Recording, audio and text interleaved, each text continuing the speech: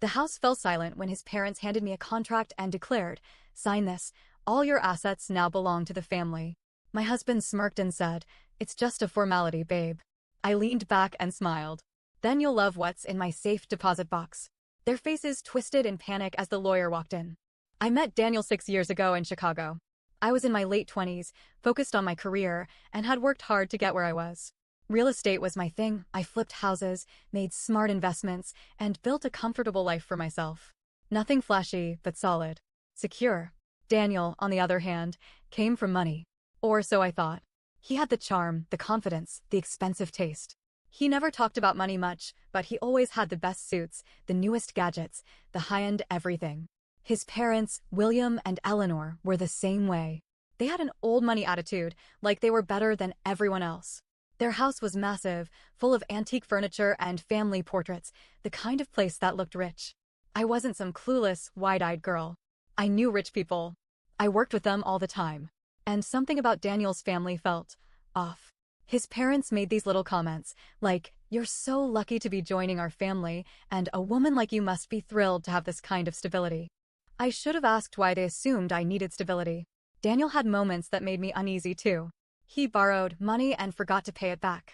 He once suggested I put my name on a house he wanted to buy, saying it would be easier for tax reasons. I shut that down. But still, I let these things slide. I told myself it didn't matter. Until the night they made their move. Daniel and I had been married for 2 years when his parents invited us over for dinner at their estate. It wasn't unusual. They liked their fancy family dinners, with expensive wine and long, drawn-out conversations about legacy and tradition. But that night, something felt different. The moment we sat down, there was this tension in the air. Daniel seemed excited. His mother was practically glowing. His father, always stoic, had a satisfied look on his face. Halfway through dinner, William cleared his throat and pulled out a thick stack of papers. He placed it in front of me like it was a gift. "We've been thinking about the future," Eleanor said, her voice warm, almost maternal. "About what's best for the family." I glanced at Daniel. He was watching me closely, waiting. "We need to ensure stability," William added, sliding a pen toward me. "This contract will allow us to combine our resources. One strong financial unit working together." I picked up the first page and started reading. They wanted me to sign over everything. My savings, my investments, my real estate portfolio, even my personal bank accounts. All of it would be put into a family trust, which, of course, was controlled by them. My stomach twisted. "It's just a formality, babe," Daniel said smoothly. I looked at him. He was smiling like this was all normal, like I should have expected it. "You trust me, don't you?" Something snapped inside me. I leaned back in my chair, took a breath and smiled. "Then you'll love what's in my safe deposit box." The room went silent. Daniel's smile faltered. Eleanor's fingers clenched around her wine glass. William's jaw tightened. I watched their faces shift, their confidence waver. They had expected me to be surprised. Maybe even flattered. But I wasn't playing their game.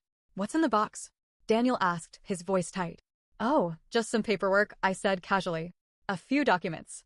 A little something I put together before we got married. For protection." The silence stretched. Then, as if on cue, the butler stepped into the room. "Ma'am," he said. "Your lawyer is here." I wish I had a camera to capture their faces. Daniel went pale. Eleanor looked like she'd swallowed a lemon. "William?" He just stared at me, his grip on the contract tightening. A second later, Teresa, my lawyer, walked in. "Good evening," she said, setting her briefcase down on the table. "I understand there's a contract my client is expected to sign." Eleanor was the first to recover. "This is a private family matter," she said sharply. "There's no need for lawyers." Teresa ignored her and picked up the contract. She flipped through it, her eyes scanning the pages. Then she let out a short laugh. "Wow," she said, shaking her head. "This is blatant financial manipulation." Daniel shifted uncomfortably. "It's not like that," he started, but Teresa cut him off. "Actually, it is." She turned to me. "If you sign this, they'd have complete control over your assets. They could drain your accounts, sell your properties, and legally, you wouldn't be able to do a thing about it." Eleanor's face turned red. "It's just about trust," she snapped. "Right," Teresa said dryly. "That's why it explicitly states that they have control over withdrawals, property sales, and financial decisions. But you would have no access without approval." She turned to me. "Good thing you have a lawyer who actually reads the fine print." Daniel stood abruptly. "Why are you acting like this?" he demanded. "Why am I acting like this?" I repeated, my voice calm. "You just tried to steal everything I own." Eleanor's voice turned sickly sweet. Sweetheart, this is just a misunderstanding. No, I said. It's not. I took a deep breath and stood. And I think I'm done here. As I stood up to leave, Daniel grabbed my wrist. Not hard, but firm enough to make a statement. His smirk was gone, replaced with something colder. Don't do this, he muttered under his breath. You don't want to make enemies here. Enemies? I yanked my hand free and looked him in the eye. You already made me one. Eleanor suddenly switched tactics. She let out a shaky laugh and placed a delicate hand over her chest, like a soap opera actress trying to calm her nerves. Darling, you're overreacting. This is all a misunderstanding. I didn't say a word. She kept going. We only meant to protect you. This world is dangerous. Money can be lost so easily, and we just wanted to make sure you were safe. That we were all safe. Safe. Right. Safe from what, exactly? Myself? Teresa, my lawyer, crossed her arms. If that were true, why did you structure the trust so that my client had no control over her own money? William exhaled through his nose, clearly running out of patience. He glared at his wife, then at Daniel. This is becoming unnecessary, he said. We should just move forward like adults. I nearly laughed. Like adults? You mean like how adults try to steal from their own family? I shot back. His face darkened, but I wasn't intimidated. The truth was, their desperation was showing. They thought they had me cornered, that I would be too emotional, too shocked to think straight. They had no idea who they were dealing with. That's when Eleanor dropped the next bomb. I suppose, she said with a small sigh, this means you're not interested in the inheritance either. My head snapped toward her. Inheritance? Daniel shot his mother a warning look, but it was too late. The word was already out in the open. Oh, Eleanor said, her voice airy and casual. Did Daniel not tell you? His grandfather's estate. The one in Rhode Island. The family's real wealth. I felt Teresa's eyes flick toward me. She was thinking the same thing I was. This wasn't just about my money. The estate is in probate, Eleanor continued. And soon, we'll gain full control. But with your attitude. She tilted her head, letting her sentence hang in the air. I understood what she was doing. She was dangling a carrot in front of me. She thought I'd drop my guard, that I'd be tempted by the promise of more wealth. But what I saw wasn't an opportunity. It was a pattern. This family had a history of taking things that didn't belong to them. They were always scheming, always planning to get their hands on something someone else built. And Daniel. Daniel had known about this. He had kept this from me. I turned to him. Were you ever going to tell me? He ran a hand through his hair. I was going to bring it up later, okay? When the timing was better. Better for who? He didn't answer. Because we both knew the truth. He never planned to tell me. We left that night without another word. In the car, Teresa sighed and rubbed her temples. You realize what this means, right? Yeah, I muttered. They were after more than just my money. Exactly. She tapped her fingers against her briefcase. If this estate is as big as they're making it sound, you can bet they'll do anything to keep control of it. I stared out the window, my thoughts racing. What are the odds Daniel has debt? I asked. Teresa gave me a sharp look. You think he's hiding something? I know he is. Because it all made sense now. The expensive suits, the flashy lifestyle, the way he always talked like he had money but never actually paid for anything. And if he was in debt, then this trust wasn't just about controlling me. It was about saving himself. The next morning, I did something I should have done a long time ago. I hired a private investigator. I wanted everything. His finances, his credit history, his past business dealings, everything. And what he found? It was worse than I thought. Daniel was drowning in debt. He had multiple credit cards maxed out. Personal loans. Even a business loan he took out under my name without telling me. I saw red. Not only had he lied, he had stolen from me. And I wasn't about to let it slide. That night, I confronted him. How long have you been stealing from me? Daniel blinked. What are you talking about? I threw the papers onto the table. You took out a loan under my name. You've been hiding debt. Lying to me. And you wanted me to sign away everything so you could fix your mess. For the first time, he didn't try to deny it. Instead, he did something worse. He laughed. A cold, bitter laugh. You were always so damn careful, he muttered, shaking his head. I thought I could make you see the bigger picture. That you'd understand we needed to be smart about our future. But you just don't get it, do you? My chest tightened. So this was always the plan? He looked up at me, his expression unreadable. You have no idea what you've just started. I took a step back. Are you threatening me? Daniel didn't answer. He just gave me one last look before grabbing his coat and walking out the door. I stood there, my hands clenched into fists. I wasn't scared. I was angry. And if he thought this was over, he was dead wrong. After Daniel walked out that night, I barely slept. My mind raced, piecing together every red flag, every lie, every manipulation. He hadn't just betrayed me, he had been planning this for a long time. And I had let him. The next morning, my phone buzzed. Teresa, you need to come to my office. Now. I could hear the urgency in her voice, so I didn't ask questions. I just got in my car and drove. When I walked in, she was already waiting with a file on her desk. You're not going to like this, she warned, sliding it toward me. I opened it, and my blood ran cold. There was another woman. Actually, there were two. Daniel wasn't just lying about money. He was lying about everything. Teresa leaned forward. Meet Lisa and Hannah. 2 pictures. 2 women. Both younger than me, both stunning. Lisa was with him 2 years ago. He promised to marry her. Took out a loan in her name and drained her savings before ghosting her. My stomach turned. Hannah was last year. Same story, but he never actually broke things off with her. I stared at the pictures, trying to process. So, he was cheating? Teresa nodded. Well, married to you, yes. But here's the kicker. She flipped to another document. He was also engaged to Hannah. I blinked. Wait, what? Yeah, Teresa said. He proposed. Gave her a ring. Planned a wedding. She thinks she's about to marry him in 6 weeks. My mouth was dry. So he was married to me, engaged to someone else, and scamming both of us? Teresa exhaled. Pretty much. And that's when it hit me. The Rhode Island estate. That inheritance his family was obsessed with.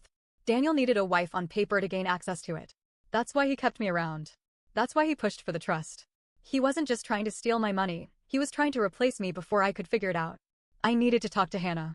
Teresa set up a private meeting at a coffee shop the next day. When she walked in, I almost felt sorry for her. She was glowing, practically floating with excitement. She thought she had a fiancé. She had no idea she was his next target. I introduced myself, and the moment I said Daniel's name, I watched her face change. How do you know him? She asked, suddenly guarded. Because he's my husband. Silence. Then, that's not possible. I placed my wedding ring on the table. Hannah's hands shook as she reached for her bag. She pulled out her ring and placed it beside mine. Identical. That's when she started crying. She told me everything. Daniel told her he was coming into an inheritance, but needed to be married to secure the money. He promised that once everything was finalized, they'd move to Europe, start fresh, live a life of luxury. He had already convinced her to sign over her savings. I clenched my fists. Do you still have contact with him? I asked. She nodded, wiping her tears. He's supposed to take me to meet his family this weekend. I exhaled slowly. We're going to crash that little reunion. Hannah agreed to go along with my plan. We didn't tell Daniel we knew. Instead, she acted like nothing was wrong. She texted him, kept the engagement moving forward, even played along when he gushed about their future together. Meanwhile, I was working in the background. I hired a forensic accountant to dig through his finances. Turns out, Daniel had a hidden offshore account where he'd been funneling money. The debts I found earlier? Just the tip of the iceberg. Then I dug into his parents. Remember that Rhode Island estate? Turns out, it wasn't legally theirs yet. The probate process was messy, and they needed a stable heir to gain control. A stable married heir. Daniel was supposed to be that person. But now? Now I had everything I needed to burn it all down. The night of the family dinner came fast. Daniel thought he was bringing his sweet, naive fiancée to meet his loving parents. Instead, he was about to get the shock of his life. Hannah and I arrived together. I walked in first. Daniel's parents were already seated at the grand dining table, sipping wine like royalty. Eleanor's face twisted in confusion when she saw me. What are you doing here? She snapped. I smiled. I wouldn't miss family night for anything. Daniel walked in behind me, arm in arm with Hannah. And then? He froze. His face drained of color. I watched the panic settle in as his brain scrambled for a way out. Babe, he said, forcing a smile at Hannah. Why is she here? Hannah crossed her arms. You tell me. Silence. His mother stood abruptly. This is ridiculous. I won't have this drama at my table. I laughed. Oh, trust me. You'll want to hear this. I turned to Teresa, who was standing quietly by the doorway. Would you like to begin? She stepped forward and pulled out her files. Let's start with fraud, she said, flipping to the first page. And then we'll get to bigamy. The room exploded. Eleanor gasped. William slammed his glass down. Hannah threw her engagement ring at Daniel's chest. And Daniel? Daniel just sat there, staring at me with a look I'll never forget. Pure, unfiltered hatred. He knew. I had destroyed him. And the best part? I wasn't finished yet. Silence. Not the kind of silence where people are processing information. Not the kind where someone is waiting to speak. This was the kind of silence before a bomb explodes. Daniel sat frozen, gripping the edge of the table so hard his knuckles turned white. His mother's face twisted in a mixture of horror and fury, her mouth opening and closing like she wanted to scream but couldn't find the right words. His father just stared ahead, the weight of everything sinking into his face like years of bad decisions hitting all at once. Then fraud? Eleanor spat, regaining her voice. This is absurd. Where did you even get this ridiculous claim? Teresa, calm as ever, placed a thick folder onto the table and slid it toward them. It's all in there, she said simply. Bank records, loan documents, forged signatures, and, oh, she reached for another paper, proof that Daniel took out a business loan under his wife's name without her knowledge. That alone is a felony. Daniel flinched, but Eleanor slammed her hand on the table. This is a family matter, she snapped. No, I said, my voice level. This stopped being a family matter the moment you tried to steal from me. This is a legal matter now. And then Hannah spoke. And what about the bigamy? She demanded, arms crossed. Because last time I checked, I was engaged to a single man, not some lying, married scam artist. Daniel finally moved. His chair scraped against the floor as he stood. Hannah, he said carefully, his voice soft. I can explain. She let out a bitter laugh. Oh, I'd love to hear this. He exhaled, running a hand through his hair, eyes darting around the room like a trapped animal looking for an escape. Okay, fine, he muttered. Yes, I was seeing you while I was still married. But it wasn't what you think. My marriage to her was over long ago. He gestured toward me without looking. We were just dragging things out. I scoffed. Dragging things out? I repeated. You literally tried to trick me into signing over my entire net worth. Sounds pretty active to me. Hannah turned to him, her eyes narrowing. So everything you told me was a lie? The future, the wedding, her voice broke for a second. You told me I was the one. For a moment, something flashed in Daniel's eyes. Regret? Panic? It was hard to tell. I meant it, he said. I wanted us to have a future, Hannah. While you were still married, she snapped. No answer. Eleanor, still fuming, turned on me. You set this up, she accused. You're trying to ruin us. I laughed. I actually laughed. Ruin you. I repeated. You did that yourselves. I just put the truth on display. Daniel had been silent too long. That's when I knew he was about to snap. You think you've won? He finally said, his voice low. Everyone turned to look at him. He wasn't panicked anymore. He was angry. You act like you're the victim here, he growled, eyes locked onto me. But let's be honest, this was always about power for you. You liked feeling superior. You liked keeping everything locked away, so I had to come to you for money. I raised an eyebrow. That's an interesting way to describe me protecting my finances from a compulsive liar. His nostrils flared. You never trusted me. You never gave me a reason to. I was your husband, he exploded, slamming his fist onto the table so hard the glasses rattled. You were supposed to stand by me, not turn on me like this. Hannah took a step back. Eleanor looked shaken. William, for the first time that night, spoke. Sit down, he ordered. His voice was quiet, but the authority in it was clear. Daniel hesitated, chest rising and falling fast. Then, slowly, he sank back into his chair. Teresa cleared her throat. Since emotions are high, let's cut to the chase, she said, flipping through her notes. First, she held up a document. Hannah has already reported the fraud regarding the money taken from her. That's one charge against you, Daniel. His jaw clenched. Second, she continued, we have already spoken to law enforcement about the fraudulent business loan. And, considering the forged signature, that's another charge. Eleanor gasped. You wanted the police? Of course, I said, staring at Daniel. Did you really think I was just going to let you walk away? His hands curled into fists. Third, Teresa went on, completely unfazed. The Rhode Island estate. That inheritance you were banking on? It seems probate court has some interesting information about how deep in debt this family really is. William's head snapped up. What are you talking about? Teresa smiled. Oh, you didn't know? Your assets are frozen. The air shifted. Eleanor's face drained of color. No, that's not possible. It is, Teresa said. Turns out, the real reason you wanted my client to sign everything into a family trust was because you needed her money to pay off your debts. Eleanor shot up from her seat. This is a lie. But the way her voice cracked? She knew. William knew. Daniel knew. They were done. Eleanor was the first to break. She turned to Daniel, her voice sharp, her eyes furious. You idiot, she hissed. You had one job. You were supposed to make this work. And now? We're ruined. Daniel flinched. Don't put this all on me, he snapped. This was your plan just as much as mine. And you were supposed to execute it, she screeched. William rubbed his temples, looking 10 years older. Hannah, shaking, turned to me. I want him arrested. Don't worry, I said. It's already in motion. Daniel's head snapped toward me. You wouldn't. I met his stare. Watch me. And that's when the sirens wailed outside. Daniel was arrested that night. Fraud, identity theft, bigamy. There was plenty to work with. His parents? Their estate went into foreclosure within months. Hannah and I? We went out for drinks the next day and toasted to the fact that we burned them to the ground. Some people say revenge isn't worth it. I disagree. Sometimes revenge is exactly what's needed.